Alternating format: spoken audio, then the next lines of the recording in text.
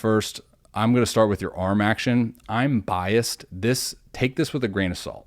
Okay, your arm action. So I'm going to give you context on why I think we can optimize your arm action, and then you can take that for what it's worth moving forward. But when you separate your hands, you do a really good job. Like this posture that you're in here, you're separated early, you're closed off, you have a little trunk counter rotation, you load up your drive leg extremely well. Like you do, let's preface by saying you do a lot of things really well within your delivery. I'm very impressed at the age of 15.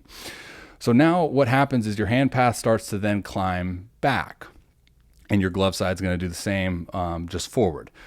So this is what I would call kind of a complex hand path. So the goal of arm action mechanics, in my personal opinion, is to get into your release slot as consistent and as repeatable as possible. So when we look at the arm action, I'm more so biased towards like the simplification of the path in which your hand takes, because we know in game settings, you say you struggle with command. In game settings, things speed up, right? The body can move at a different tempo than the arm. Things, go get a little bit out of our control, so on and so forth. So with your hand path and your arm action, you do an initial job of stabbing down, and then as you start to go out, I look at it like kind of there's a lot of potential spots to check before it gets up into that 90-90 position at full anchor point.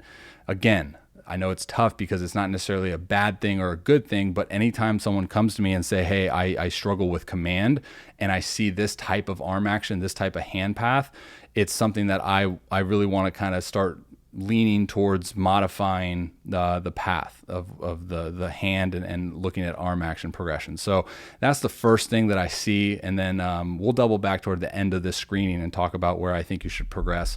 First and foremost, arm action mechanics aren't going to be the biggest thing that I think we need to focus on, but they are a piece to this. Okay. So just hopefully that makes sense in terms of what we're trying to do with the hand path. Again, doing good job here, loading. I mean, you have better lower body drive leg mechanics than I do, but you can see that path in which your hand takes very complex. There's a lot of moving parts to get to, and then anchoring down, and then there's a little bit of early arm raise. I like to teach guys not to climb that hand above the shoulder until, I know it kind of gets tough because we have the luxury of slowing this video down, but I like to teach guys not to climb that hand above the shoulder until, we're at that point in which we're probably 2 frames away from anchor point. So probably like right here, if we were to raise the hand, boom, and then come down, 4 frames to anchor point. The only thing, the reason why I say that is because the hand coming above the shoulder is going to influence the timing of when the trunk rotates. Okay. So if we have a delaying mechanism in place for the trunk rotation to not initiate early, you even said it in the PDF, open shoulder too soon.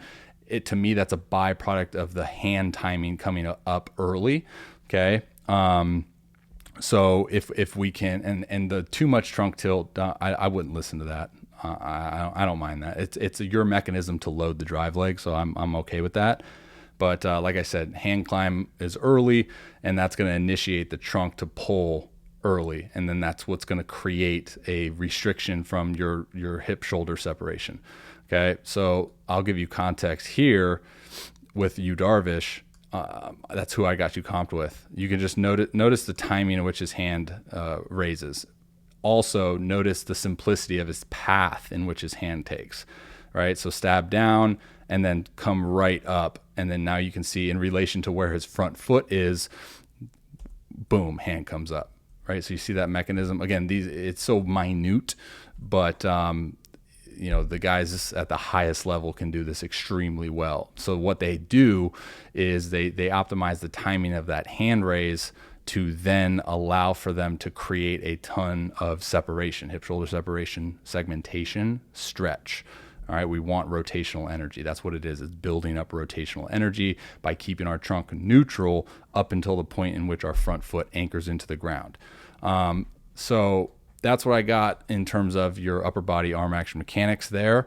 You'll see in the report progressions for arm action mechanics. We're going to lean towards simplifying the path in which the hand takes, and we're also going to work towards optimizing that timing of hand raise. So